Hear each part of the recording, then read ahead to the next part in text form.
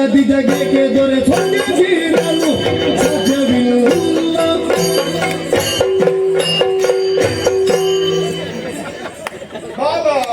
ತಪ್ಪು ತಿಳಿಬೇಡಿ. ಯಾಕೆ?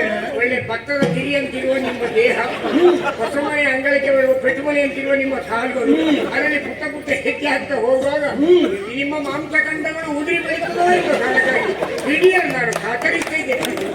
ಎಷ್ಟಾದ್ರೂ ನಿನ್ನನ್ನು ಉದ್ದ ಮಾಡ್ಲಿಕ್ಕಾಗ್ಲಿಲ್ಲ.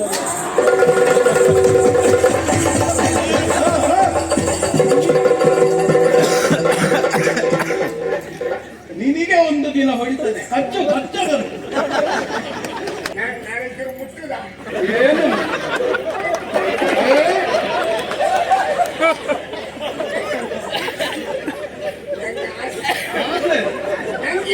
ನೀನು 4 ದಿನ ನನ್ನೊಟ್ಟಿಗೆ ಬಾ, ನಿನಗೂ ಆಸೆ ಮಾಡಿ. ಎಲೆಯೊಳಗ ತಪಸಿ ಮಹೋದಯ ನಾದಿರುತ್ತಿರಲಾದಿ ನದಿ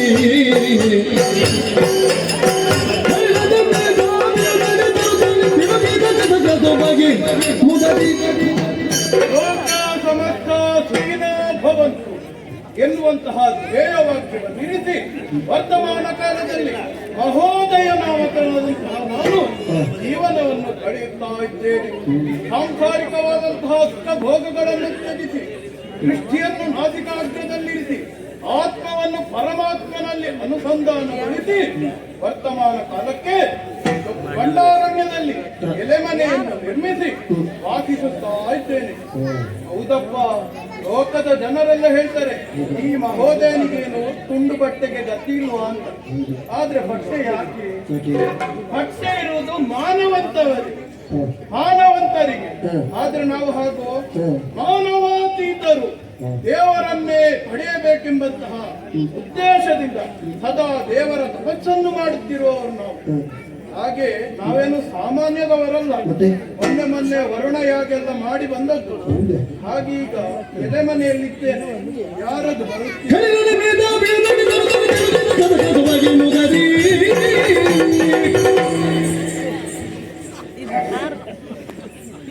ಕಠಿಣವಲೆ ಮಾದಪ್ಪನವರಿಗೆ ಪ್ರಣಾಮಗಳು.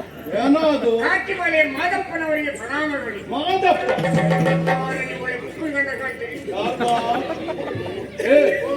ಮಾದಪ್ಪ ಅಂದ್ರೆ ಅದೊಂದು ಜಾತಿಯ ದೇವರು, ಗೊತ್ತುಂಟೇನೋ? ಮಲೆ ಮಾದಪ್ಪ. ನನ್ನನ್ನು ನೋಡುವಾಗ ಹಾಗೆ ಕಾಣ್ತದೆ. ಇಲ್ಲಪ್ಪ, ಹಾಗೆ ಕಾಣುದಿಲ್ಲ. ಮಹೋದಯ ನಾಮಕ ಎಂತ ಚೂ ಮಾಡಿದ್ದು ಕಾಲ ಕುಮಾರ. ಯಾರಪ್ಪ ನೀನು? ಅಪ್ಪ ಆಗಿಲ್ಲ ಮತ್ತೆ ಎತ್ತ ನಿಂಬಿದೆ ಹೆಂಗಿದೆ? ಈಗ ಬೀಜ ಕೊಯ್ದು ಎಲ್ಲಿದೆ? ವಾಯುವಿಗೆ ಆಗಿಲ್ಲ ಮರೆ ಹೂ ಆಗಲ್ಲು. ಎತ್ತನಿಂದ ನೀನು ಐತಂದೆ? ನೈತಂದೆ ಅಲ್ಲ, ಐತಂದೆ. ಎಲ್ಲಿಂದ ಬಂದೆ? ಯಾರು ನೀನು? ಯಾಕಾಗಿ ಬಂದೆ? ಇದು ತನಕ ನಿನ್ನನ್ನು ನಾನು ನೋಡಿದವನೇ ಅಲ್ಲ. ನಾನು ಹಾಗೆ ಯಾರಿಗೂ ಸಿಗುದಿಲ್ಲ. ನಾನಾಯ್ತು, ನನ್ನ ಕೆಲಸ ಆಯ್ತು. ಬಂದ ಪುಟ್ಟ ಹೋದ ಪುಟ್ಟ, ಮತ್ತೆ ಹುಡುಕಿದ್ರು ನಾನು ಸಿಗುದಿಲ್ಲ. ನಾನು ಹಾಗೆ ನನ್ನಷ್ಟಕ್ಕೆ ಬರುವುದು, ನನ್ನಷ್ಟಕ್ಕೆ ಹೋಗುವುದು. ಅದು ನನ್ನದು 2 ಚಕ್ರದ್ದು. ಯಾರು ನೀನು? ಯಾಕಾಗಿ ಬಂದೆ? ಉಸುರು ಬಾಲ ಉಸುರು. ಏನು? ಕರೆಯಲ್ಲಿ ಬಹಳಷ್ಟು ಹೆಸರು ಗಳಿಸಿರುವ ವಾಗ್ದೇವಿ ಸರಸ್ವತಿ ಪುತ್ರನು ಜ್ಞಾನಿಯು ಮಹಾತಪಸ್ವಿಯಾದ ವಿಶ್ವಾಮಿತ್ರನ ಪಟ್ಟದ ಶಿಷ್ಯನಾರು. ಓ, ನೀನು ಶಿಷ್ಯನು? ಹೌದೌದು. ಗುರು ಅಲ್ಲ. ಗುರು 2 ವರ್ಷ ಬಿಟ್ಟು ಈಗೆಲ್ಲ ನಿನ್ನನ್ನು ನೋಡುವಾಗಲೇ ಗೊತ್ತಾಗ್ತದೆ. ಅವರು ಮಹತ್ವವನ್ನು ಯಾಗಕ್ಕೆ ಕೈಗೊಂಡಿದ್ದಾರೆ. ತಮ್ಮನ್ನು ಆಹ್ವಾನಿಸುವುದಕ್ಕಾಗಿ ನಾನು ಬಂದಿದ್ದೇನೆ. ಅಯೋಧ್ಯೆಯ ಅರಸ ಸತ್ಯವಂತರು ಶಾಪಗ್ರಸ್ತರಾಗಿ ಈಗಾಗಲೇ 99 ಯಾಗಗಳು ಮುಗಿದಿರುತ್ತವೆ. ಆದ್ದರಿಂದ ಇವರ ನೇತೃತ್ವದಲ್ಲಿ, ಅವನ ಯಜಮಾನತ್ವದಲ್ಲಿ ನಡೆಯುವ ಈ ಕಾರ್ಯಕ್ರಮಕ್ಕೆ ತಾವು ಪುರೋಹಿತರಾಗಿ ಬರಬೇಕಂತಲೇ ತಮ್ಮಲ್ಲಿ ಕಳಕಳಿ.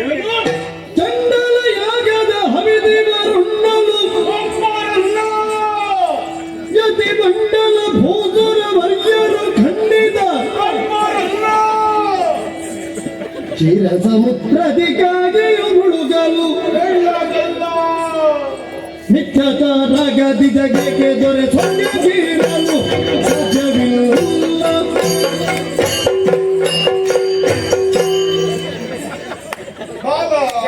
ತಪ್ಪು ತಿಳಿಬೇಡಿ. ಯಾಕೆ?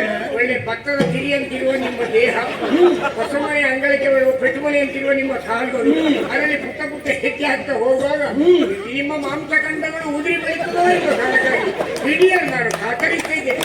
ಕಾಲ ಇದು ಬೀಳುವಂತದ್ದಲ್ಲ, ಇದು ಹೀಗೇ ಇರುವಂತದ್ದು. ಊಟ ಮಾಡಿದ್ದೀವಿ, ಊಟ ತಿಂತೀರಿ ಮಾಡಿ. ಆ, ತೌಡು ಮುಡಿ ಹಾಕಿ ನಾವು ಗೆಡ್ಡೆ ಗೆಣಸು, ಗೆಡ್ಡೆ ಗೆಣಸಿನ ಸ್ವಭಾವ. ಏನು? ನಾನಂತರೂ ಮುಟ್ಟದ ಏನು?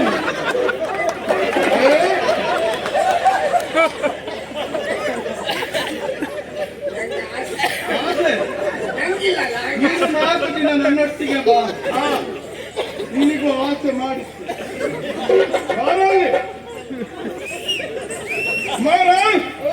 ಏನು ಹೇಳಿದೆ? ಚಂಡಾಲ ಮಾಡುವಂತಹ ಯಾಗ, ಹೌದು ಅದಕ್ಕೆ ಪೌರೋಹಿತ್ಯ ಯಾರದ್ದು? ವಿಶ್ವಾಮಿತ್ರ. ವಿಶ್ವಾಮಿತ್ರ. ಅವ ಜಾತಿ ಬಿಟ್ಟವ. ಎಂತ ಜಾತಿ? ದಿಗ್ಬಲಂ ಕ್ಷತ್ರಿಯ ಬಲಂ ಬ್ರಹ್ಮ ತೇಜೋ ಬಲಂ ಬಲಂ ಬಲಂ ಬಲಂ ಶೃಂಗಂ ಬಲಂ. ಅದು ಯಾರು? ನಿಮ್ಮ ಮಾವನ. ಬಲಂ ಬಲಂ ಎಂದಂತಹ ಅವ ಕೌಶಿಕನಾಗಿದ್ದ, ಕ್ಷತ್ರಿಯತ್ವವನ್ನು ಬಿಟ್ಟ, ಬ್ರಾಹ್ಮಣ್ಯವನ್ನು ಪಡೆಯಲಿಲ್ಲ. ಅಂತವನಿಂದ ಬ್ರಾಹ್ಮಣ ಮಾರ್ಯವರು ಬ್ರಾಹ್ಮಣ ಹೌದು. ಹೇಗ ಬ್ರಾಹ್ಮಣ ಜಪ ಆಗುವುದು? ತಪಾದಿಯಲ್ಲಿ ನಡೀತದೆ, ಯಾಗ ಯಜ್ಞಾದಿಗಳು ನಮ್ಮ ಮಠದಲ್ಲಿ ನಡೀತದೆ. ಆದ್ರಿಂದ ಎಲ್ಲರೂ ಅವರನ್ನು ಬ್ರಾಹ್ಮಣೋತ್ತಮ ಅಂತ ಕೊಂಡಾಡ್ತಾ ಇದ್ದಾರೆ.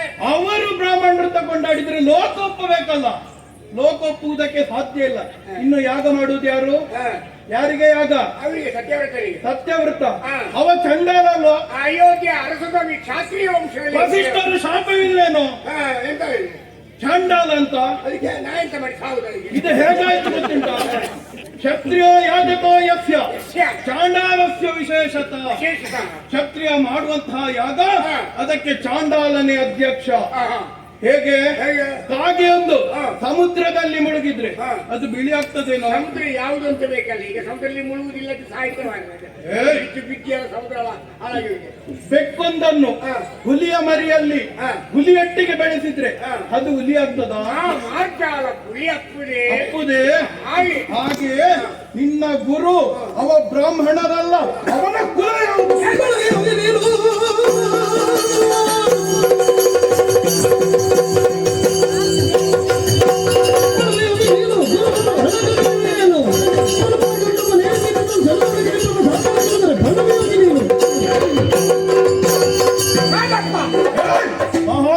ಮಹೋದಯ ಏನ್ ಬೇಕಾದ್ರೆ ಮಾತಾಡಿ.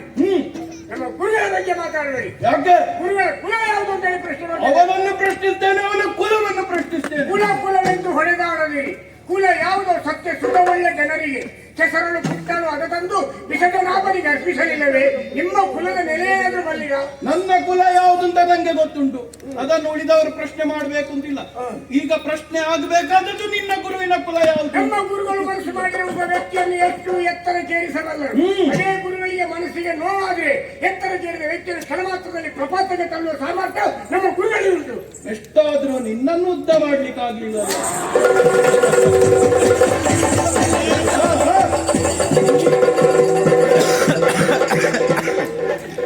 ನಿನಗೆ ಒಂದು ದಿನ ಹೊಡಿತದೆ, ಕಚ್ಚು ಕಚ್ಚದನು.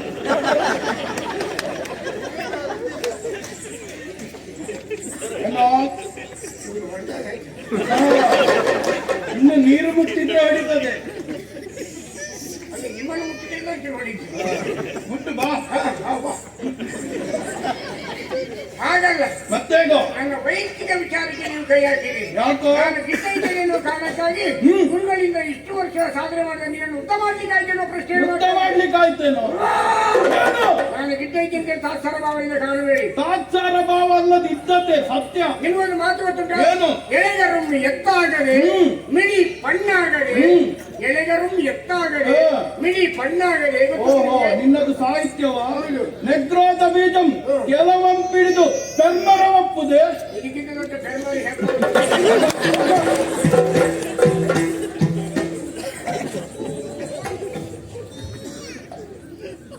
ಇಂದು ನಾನು ಕಂಠಘೋಷವಾಗಿ ಹೇಳ್ತೇನೆ, ವಿಶ್ವಾಮಿತ್ರನ ಕುಲ ಯಾವುದು, ಆತನ ಜಾತಿ ಯಾವುದು ಲೋಕಕ್ಕೆ ಬಹಿರಂಗಪಡಿಸಬೇಕು.